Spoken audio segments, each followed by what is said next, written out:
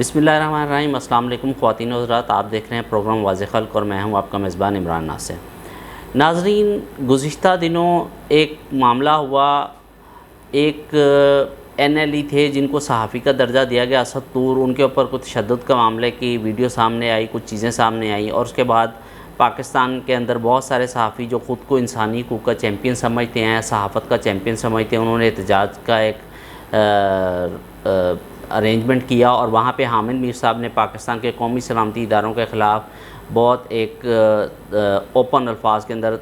تنقید بھی کی، اور بہت سارے معاملات جو تھے وہ سامنے آئے، جس کے فوراً بعد ایکشن یہ ہوا کہ جیو ٹی وی نے حامد میر صاحب کو ان کے شو سے فارغ کر دیا، بلکہ کالم سے بھی فارغ کر دیا، جنگ اخبار سے بھی، اور حامد میر صاحب نے اس کے بعد ایک معافی نامہ، ایک تحریر بھی لکھی جو پاکستان کی فیڈرل یونین، پاکستان کی جو صحافیوں کی تنظیم ہے، اس کے حوالے سے انہوں نے کہا جی مجھے انہوں نے کہا تھا تو میں نے یہ تحریر لکھ کے دے دی ہے، لیکن میں نے معافی نہیں مانگی ہے۔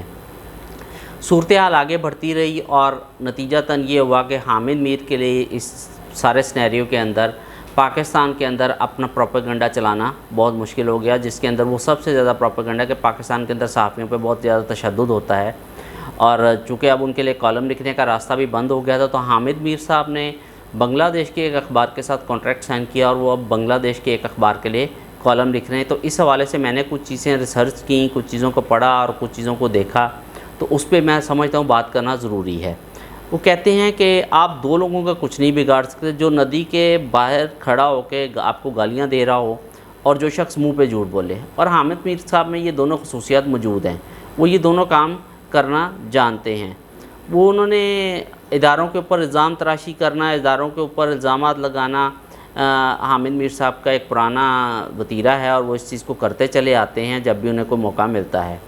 اب جو صورتحال میں نے آپ کو پہلے بیان کی، اس کے اندر جیو ٹی وی کے لیے ایک مسئلہ تھا کہ چونکہ حامد میر کا پروگرام کیپٹل ٹاک جو تھا وہ لو ریٹنگ میں جا چکا تھا، اور جیو بھی اب حامد میر صاحب سے جان چھڑانا چاہتا تھا، تو جیسے ہی یہ سارا سینیریو ڈیولپ ہوا تو حامد میر کو جیو ٹی وی نے اس چیز کا بہانہ بنا کے فارغ کر دیا۔ تو حامد میر صاحب نے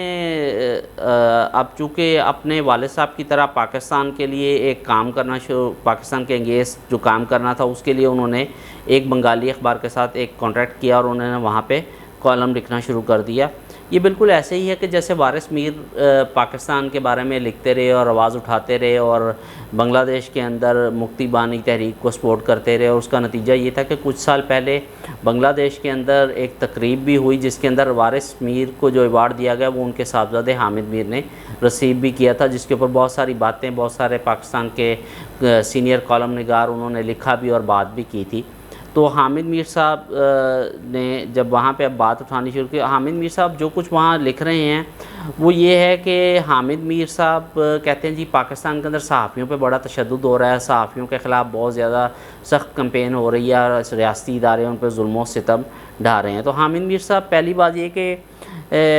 چونکہ اب آپ وہاں پہ لکھ رہے ہیں تو آپ یہ بتائیے گا کہ پہلی بات تو یہ کہ آپ نے پاکستان کے اندر جب عزیز میمن صاحب کا مرڈر ہوا، اجے للوانی جیسے صحافی قتل ہوئے، ان کو آپ نے اداروں پہ ڈال دیا، لیکن جب حقائق سامنے آئے تو آپ نے ان حقائق پر بات کرنے، اس سیاسی جماعت کو ایکسپوز کرنے کی بجائے عزیز میمن جیسے اور اجے للوانی جیسے صحافی جو قتل ہوئے تھے ان کے سپورٹ کرنے کے بجائے وہاں پہ آپ نے چپ سادھنا بہتر سمجھا، اور اس دوران آپ نے اس سیاسی جماعت کو ایکسپوز کرنے،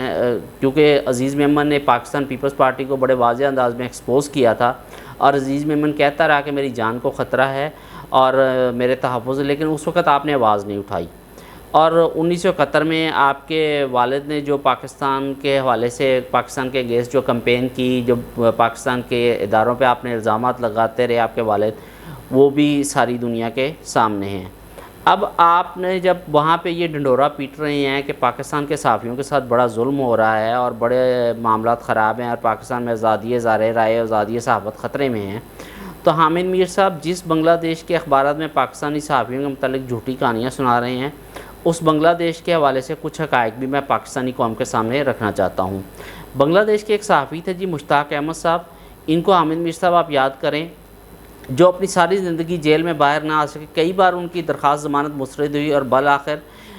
25 फरवरी 2021 को वो जेल में ही इंतकाल कर गए। ठीक है।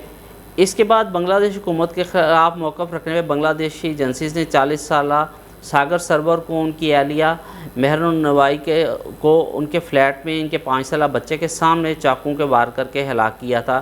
तब भी आपने कोई बात नहीं की, आपने कोई आवाज़ नहीं उठाई कि ये जो जुल्म व सितम सहाफ़ियों के ख़िलाफ़ वहाँ पे हो रहा है ये सब क्या है। तो इसी तरह बांग्लादेश हुकूमत के खिलाफ एक कार्टून बनाने के 45 साला कार्टूनिस्ट अहमद कबीर कश्वर को मई 2020 में गिरफ़्तार किया गया था। रियासत मुखालिफ सरगर्मी और अफवाहें फैलाने के मुलव्वस होने का इल्ज़ाम लगाकर तशद्दुद का निशाना बनाया गया और बाद में डिजिटल सिक्योरिटी के काले कानून के तहत उन पर मुकदमा दायर करके पाबंद सलासल कर दिया गया। और सिर्फ एक कार्टून उन्होंने बनाया था। पाकिस्तान के अंदर तो आप लोग पता नहीं क्या क्या लिखते हैं, बोलते हैं और आपके ख़िलाफ़ कोई कार्रवाई नहीं होती, और आप पाकिस्तान के बारे में इसके बावजूद ये बातें इंटरनेशनल फोरम में जाके करते हैं और दुनिया में हर उस प्रोपेगेंडा फोरम को इस्तेमाल करने की कोशिश करते हैं कि पाकिस्तान के अंदर सहाफ़ियों पर बहुत ज़्यादा तशद्दुद हो रहा है।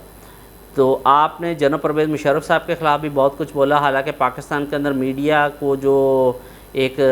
इन रियल मीन आज़ादी जनरल परवेज़ मुशर्रफ ने दी थी, पाकिस्तान के अंदर प्राइवेट मीडिया चैनल्स को लाने वाले ही जनरल परवेज़ मुशर्रफ थे। तो अगर परवेज़ मुशर्रफ आज़ादी ज़ाहिर राय के इतने मुखालिफ होते तो वो शायद ये लाइसेंसेस भी इशू ना होते और पाकिस्तान के अंदर ये चैनल्स भी ना बनते, और फिर जियो टीवी का जो किरदार पाकिस्तान के हवाले से माजी में रहा है, और आप जैसे बहुत सारे लोग जो पाकिस्तान के ख़िलाफ़ जिस तरह से चाहते थे बात करते थे, लेकिन आपके ख़िलाफ़ कभी कोई कार्रवाई नहीं हुई। आपने फिर बीच में एक नई कहानी सुनाई, आपके ऊपर कातलाना हमला हुआ। तो हामिद मीर साहब, पहली बात तो ये कि अगर 3 से 4 गोलियां किसी बंदे को पेट में लगे ना, तो वो कम से कम 1-2 महीने तो शायद बिस्तर से नहीं उठ पाता। और फिर बैंडेज जो होती है वो ज़ख़म के ऊपर होती है, लेकिन आप जब हॉस्पिटल से निकले तो आपकी बैंडेज जो थी वो आपकी शर्ट के ऊपर थी। ये मेडिकल साइंस आज तक पाकिस्तानियों को समझ नहीं आई है कि ये कैसे मुमकिन हुआ। इसके साथ साथ हामिद मीर साहब बांग्लादेश के अंदर जो है तस्नीम खलील एक सहाफ़ी थी, उन्होंने हुकूमत पर तनकीद की थी और अस्करी इंटेलिजेंस ने उन्हें उठाया और यहाँ तक कि उनकी खाल उधेड़ दी, उनकी वालदा को भी सख्तियों का सामना करना पड़ा था। तो आप इनके ऊपर भी कभी कुछ लिखना पसंद करेंगे और देखना ये है कि क्या बांग्लादेशी अखबार इसको भी छापते हैं या नहीं, या फिर आपकी वहाँ से भी छुट्टी हो जाती है। तो हामिद मीर साहब ऐसे हज़ारों सहाफ़ी जो बांग्लादेश की जेलों में कैद हैं, दर्जनों बेदर्दी से कत्ल हो चुके हैं। बांग्लादेश की तरक्की में एक राज ये है कि वो आज़ादी ज़ाहिर जैसी लघवियात को नहीं मानते और ऐसे सहाफ़ी जेल में जबकि अपने अखबारात दूसरे ममालिक के संपोलियों के लिखने के लिए छोड़ देते हैं। तो आपको भी ये गौर करना चाहिए कि आपने पाकिस्तान के वफ़ादार हैं, खैर वो तो आप नहीं हैं, ये तो पाकिस्तान की कौम भी जानती है। तो आप बराए मेहरबानी इस किस्म के प्रोपेगेंडे करने बंद करें। अगर सच लिखना है तो वो वाकई सच लिखें, वो सच लिखें जो आपको भी इल्म है और हमें भी इल्म है। तो पाकिस्तान के जो लोग हैं, जो नाज़रीन इस वीडियो को देख रहे हैं, तो मैं उनको ये सारी चीज़ें बताने का पर्पज़ ये था कि वो बांग्लादेश जिसके अंदर जाके हामिद मीर साहब लिख रहे हैं, वो वहाँ पे सहाफ़ियों की क्या सूरत हाल है, उसके लिए आप इंटरनेशनल ना तो पाकिस्तान